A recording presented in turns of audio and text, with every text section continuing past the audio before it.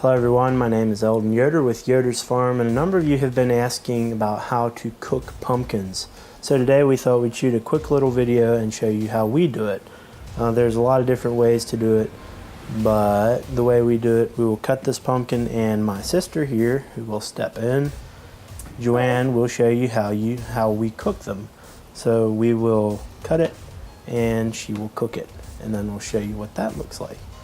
And the first thing you want to do is make sure it's good and clean. This one had a little bit of dirt on it. We used a brush like yay in a big sink and scrubbed it off pretty good.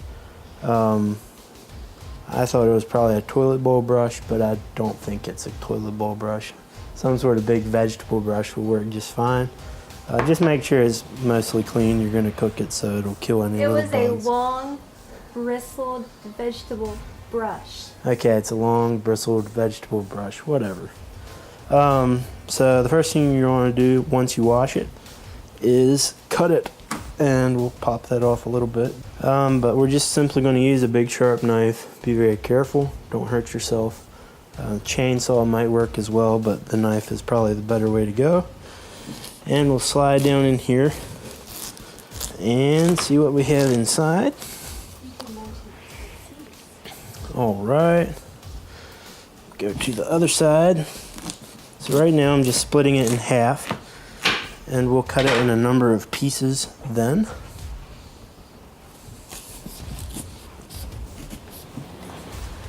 And they are very tough sometimes, so there we go. So this particular kind of pumpkin has a very nice thick meat layer, and then some seeds inside, of course. And this particular one looks like it has peanuts on the outside. It's called a Gaux des Signes or something like that. I believe it's from France or something.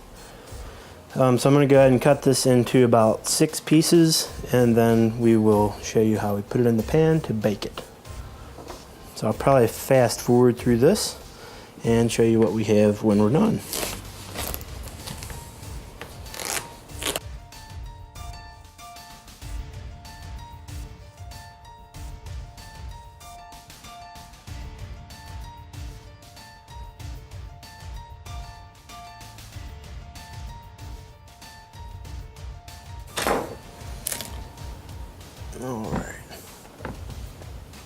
Alright, so that's the thing all cut apart. There's 6 of these sections. It's about maybe 5 or 6 inches wide here, and goes to a point, obviously. So you'll cut the pumpkin into pieces like that, and then in a moment you will see how my sister puts them all in a pan, and we will talk about cooking them.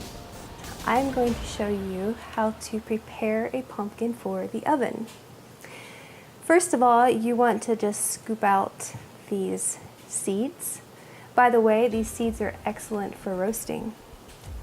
So we'll scoop them into the little bowl here. And it's more or less a simplistic process. All right, this is the inside without the seeds. So I will scoop out all the insides and place them on my baking tray. The baking tray, you can use whatever you have in your kitchen. A 9x13 glass pan works fine. A cookie sheet is excellent. Whatever you have on hand that can handle these chunks of pumpkin. And you can obviously cut them smaller if you don't have a large pan. I like to use parchment paper and place it down on the baking pan because it saves cleanup time. And if you've got things dripping down from the pumpkin, it's going to be a whole lot easier to clean off. So I will finish scooping out the insides, and we'll get them all on baking trays.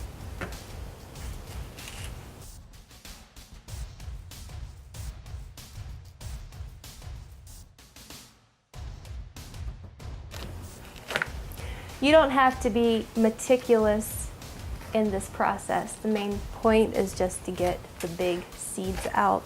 There can still be some inside string left.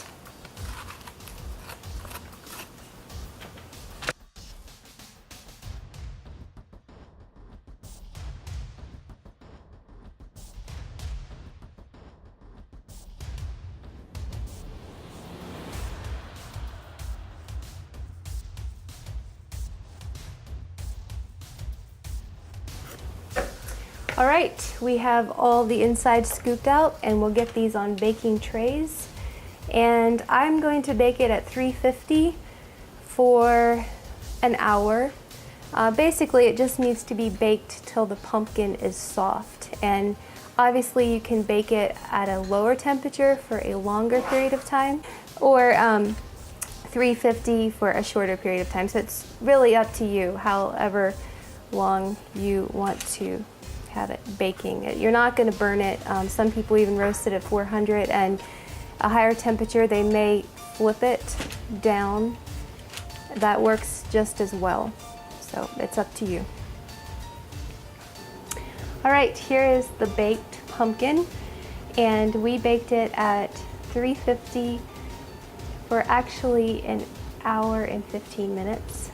It's nice and soft, so that's how you gauge when your pumpkin is done. I'm going to just scoop out the soft flesh. It's a little warm, so you want to be careful. You could let it cool before scooping it out as well. It depends on the purpose of the pumpkin.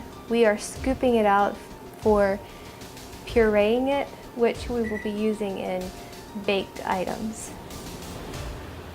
So I'm just going to take spoon here and scoop out this flesh part. It's nice and soft.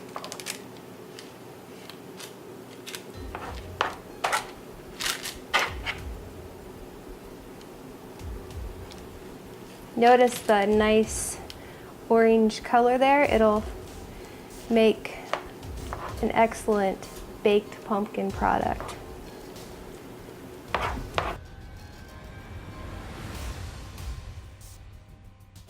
And just scoop it on down. You can take most of the orange flesh.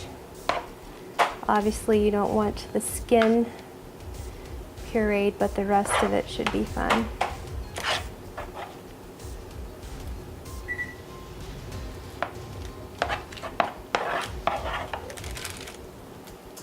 All right, I'm going to slide this back. And this is the puree process. We've got a food processor here. You could use, whatever you have in your kitchen, something that will get the pumpkin nice and smooth. So I'll place it in processor.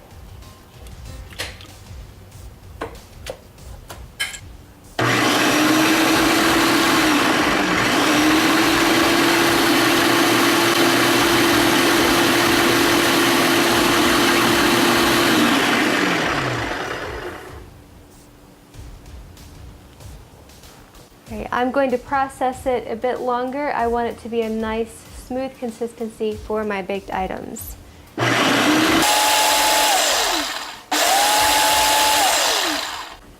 All right, I will take a look here. And let me give you a close view. Right, and since we are baking with this product, we are going to drain the pumpkin. There is water that comes out as it's baking, and in order for your baked items to turn out well, you want it to be drained. So we have a colander here. It's a fine mesh colander that we're going to drain it, and you want to give it adequate time to make sure that you get the majority of the water off for your baked product.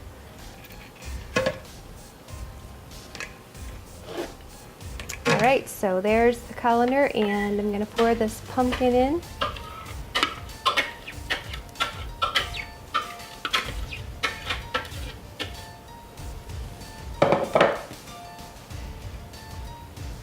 And if you leave a little well in the middle of your pumpkin, it might drain a bit better, which this is a very small amount, so it's not a big deal. But if you've got a big amount of pumpkin, leaving a little well there in the middle will help it drain faster. And if you'll notice, there's already quite a bit of water that's coming out of the pumpkin.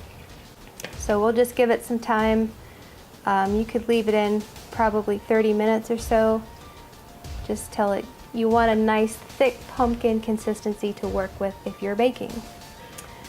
All right, now if you're planning to eat the pumpkin, that's another story. You don't need to go through all of these steps. It's ready when it comes out of the oven. Of course, there's a variety of ways in which you can enjoy eating it, and my brother will show you how that happens here at Yoders Farm. Alright, so Joanna's talked about how you would go about processing the pumpkin if you're going to use it for cooking. You would use something like that for soup or for pumpkin whoopie pies or pumpkin whatever. Whatever you use a regular pumpkin for baking or whatever. Puree for baking, etc. Okay, so I thought I would talk about how I like to eat a pumpkin, and I know some of my brothers like to eat pumpkin this way, and I know other people in the world that also like to eat pumpkin this way, so we just will give you a little quick rundown of that. Okay, so we're working here with the pumpkin that was just recently baked, and I have a plate bowl combo thingy here, whatever that is.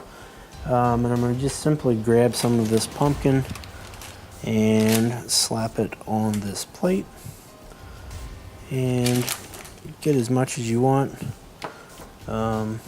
Makes a great lunch or supper or something. It's best when it's fresh, warm out of the oven. If it's not fresh, you can always put it in the microwave or whatever, but it's best fresh. So just mash it out some, and in this case I'm going to get a little bit of this butter, and that's probably a little too much butter for this amount of pumpkin, but you get the idea. And just kind of slather it all in there together. And once you get that ready, there's several different kinds of toppings we like to eat on this. A lot of times we'll sprinkle a little brown sugar on it. So let's see, something like this. Very slowly, very carefully to taste. However much you think you want brown sugar, do that. Sometimes we'll do a little bit of syrup as well, or instead of sugar. So why not put them all together at once, right? And then this is some sausage. Sometimes this is a good addition as well. So we'll just drop a little bit of that on there. And I think this is going to be pretty good. One thing though, salt will really add some flavor to this. Probably no matter which way you want to, or which topping you want to put on your pumpkin, you're going to want to add some salt. So we will do like this and add a bit of salt. And we are ready to try this and see what it tastes like. So I'll give you an up close look at this, and then I'll take a bite and see what happens. So this is the concoction: mashed up pumpkin, some butter, some brown sugar, a bit of syrup, and some sausage. While that may sound like a breakfast dish, it's good pretty much whatever time of the day you feel like eating something. Alright, so it's time to try this and see what we think of the baked pumpkin. Yep, it's a little stream because it's not pureed, but it's a really good flavor. I don't know how to explain it except really good. And this particular pumpkin again was one that's called a Gaux Day sign or something like that. And we have them here at the farm, at least while supplies last. Yeah, we have a lot of different kinds of cooking pumpkins. If you come out to the farm and you're curious about which ones are better for cooking, for baking, or whatever, we can point you in the right direction. Yeah, that's pretty much it. Thanks for watching. Hopefully this helps you with cooking your own pumpkin sometime. If you have questions, feel free to comment below, or shoot us an email, or however is easiest for you to ask us a question. Other than that, enjoy using your pumpkin to cook with, to eat just like this, or however, and we will see you again some other time.